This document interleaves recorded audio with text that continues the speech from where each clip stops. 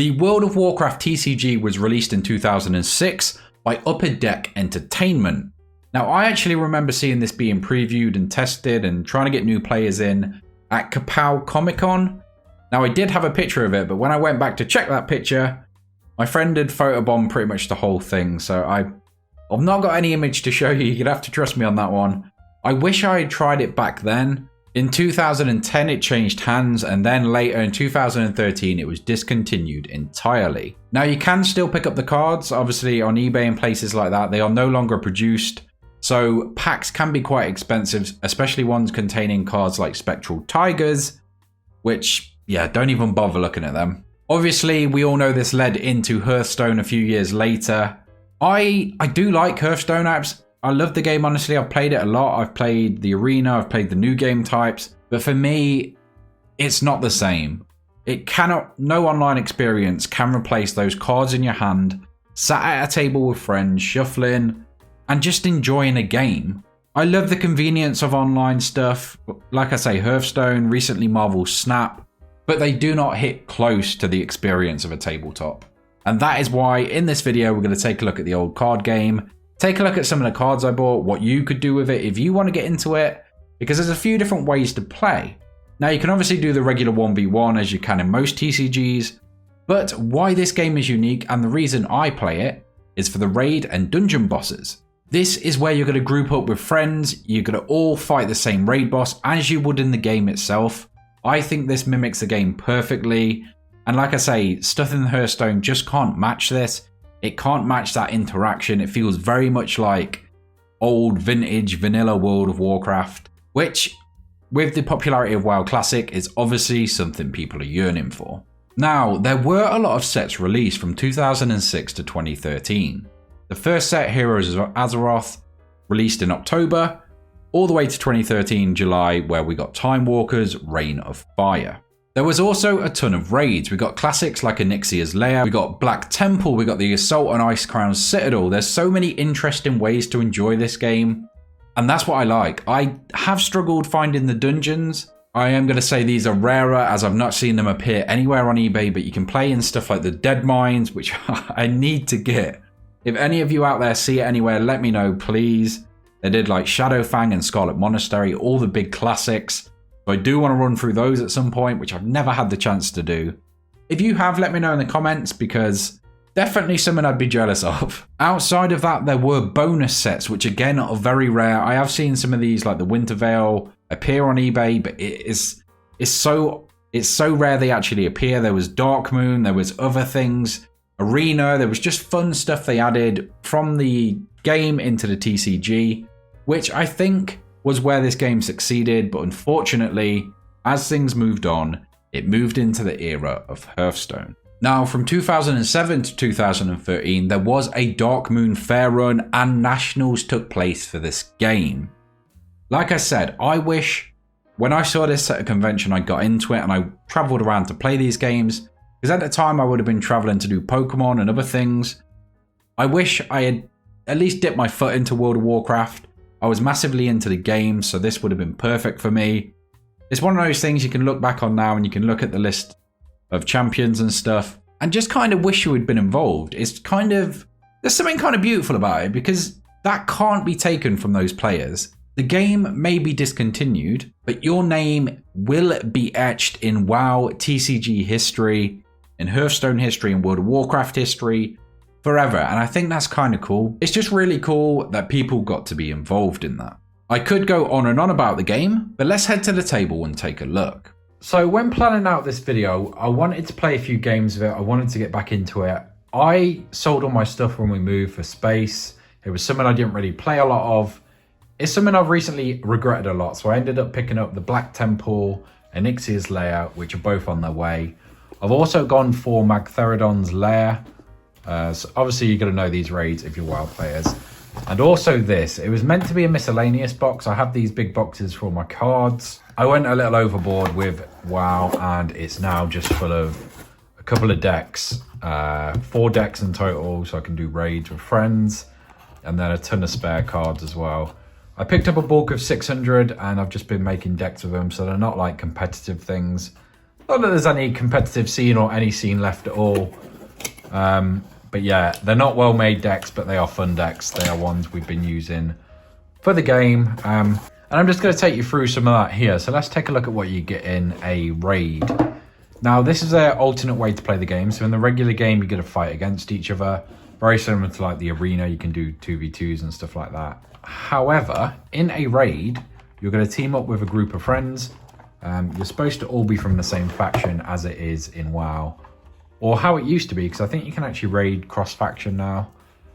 So just some information on the game. Win a booster display. I probably can't do that. When's the cutoff date? Yeah, March 31st, 2008. So we've missed that by a little while. You get a rule book to explain how it works, but I'll go through it briefly here. You get some raid bosses. It could be, in this case, just different versions of the same raid boss. So here you can see it says chained, and then obviously once he's unleashed, this is a one boss raid.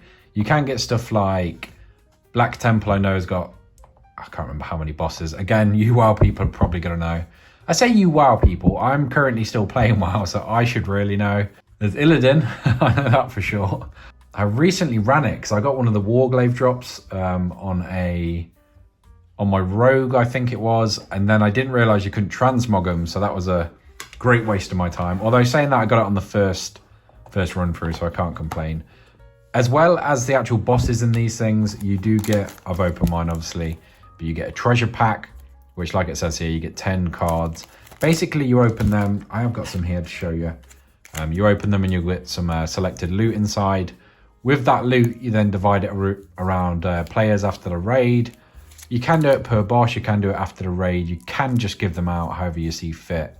I think it's kind of cool unlocking these as you progress, because I'm going to run through, it is sort of like a story, so we'll go through one raid, get some loot, move on to the next. Slowly get more and more powerful as we go through them. But other than loot, you obviously get the decks. So we've got Magtheridon's deck here with a ton of abilities. You do get some, where are they? You do get some tokens as well, because obviously he can summon these and use them to his advantage. So they're kind of cool as well. This one's quite a unique raid. I might grab Black Temple and look through that as well, because obviously there's a ton of different ones. So in this, there's also this really cool mechanic where cards sort of link together. Obviously, in the raid itself, you need to grab some of these with different characters, so he's not as powerful and you don't take a ton of damage. And then the rest of the deck is just blood, which comes into play during some of the cards. So yeah, I think it's a really interesting and different way to play a TCG. It's why I wanted to get it. I'm massively into World of Warcraft. Even when I don't play it, I always come back to the game at least once a year, normally around Christmas with friends and family. But yeah, I just absolutely love the lore. I love the art. I love everything about the game. And this TCG hits all of that on the head for me. I will show you briefly through a deck as well. I bought all this stuff. I might as well show you some of it. So let's just take this one out at random. I don't actually know what's in here. They're all sleeved. Obviously the same sleeves. Save a little funds after all this I spent on the actual game. Let's try and find the abilities, which will tell us what class it is. So it's a shaman. Some of them can be used for both. This one, yeah, it's a shaman. So yeah, they get basically in a deck. I'll go through it now.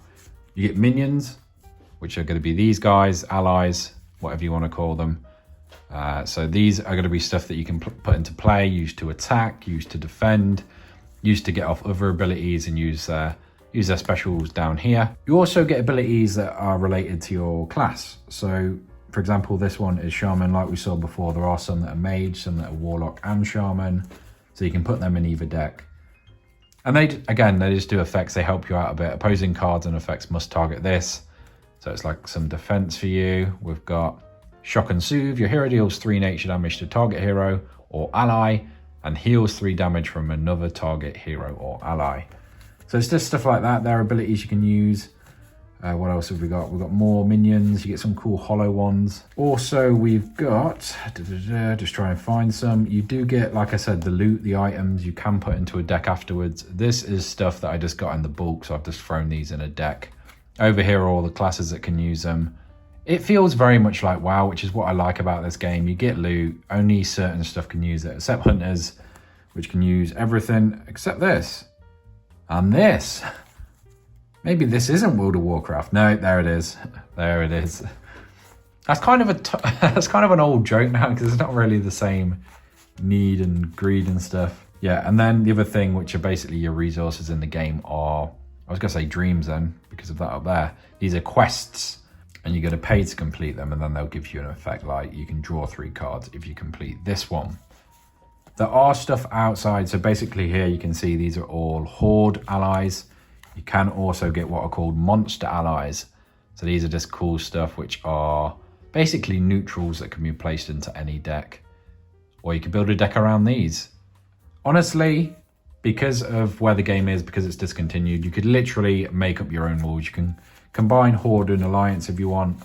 The game is pretty much that now anyway, but yeah, that's one of the decks. That's a Shaman deck. Basically, you get a hero card as well. In this case, we've got a Tauren Shaman, I would assume. Tauren Druid. Okay, so that's for a different... irrelevant, it's still a hero. But basically, yeah, they flip if they do certain things. It's just got their health down here and they get a special ability, which means they do flip over. Then it needs to be sort of readied again. It's got a spec here. Skinning and level working, a bit of theme to it. I don't know if they actually come into play on any of the cards. I've not seen any profession cards, so yeah, I'll have to have a closer look at that one. But again, just absolutely gorgeous art, really nice looking cards. And yeah, a lot of my hard-earned money here on this table. It's for something that I love. I recently found out a friend actually has a ton of this stuff as well, so we are going to be playing a few versus games, maybe a few raids as well. It's just a fun game. It's an old one. I love finding old games that I used to play or used to collect or knew about, which are no longer a thing. And this is at the top of the list for me. Super fun TCG if you do want to try it out. It's fairly cheap to pick up, honestly. Like the bulk 600 cards I got for around £30, which would be $35, I think. I don't know what the prices are like, obviously everywhere else, but that's just sort of a guide in case you do want to get into it. But let's head back to me to wrap up this video and talk about my love for the game. So that's the game. Let me know if it interests you. Let me know if you decide to pick up any cards, or maybe you've got a collection and play already. I would love to hear more players' opinions on this and if they still play it and how often they get to play it. This is one I'm going to try and get to the table whenever there's 4 of us and we want to jump into a raid. I do have a group of friends I play WoW with, so ideally it will be with them. Although one of them's a little flaky, so I don't know if that will be the case. I'm just super excited to get this back to the table. If you've enjoyed this retrospective, this look back in time in history of World of Warcraft, let me know in the comments below. Subscribe if you want to see more vintage stuff, because I am planning to go back and look at other stuff like old Pokemon board games, and I'm going to take a look at older TCGs, old board games, old editions of stuff. That's what I enjoy, honestly. I am going to try and make this into a series, so if you do want to see more of that, please let me know in the comments below. Let me know what game you want to see next. Maybe there's a game you used to play, you'd love to see a video on it. I'm just excited and interested in looking back at history of things, especially tabletop games. So drop in the comments below and I will make it my mission to include that in the series. If you've made it to this point, thank you so much for watching. I hope you have a great day and I will catch you in the next one.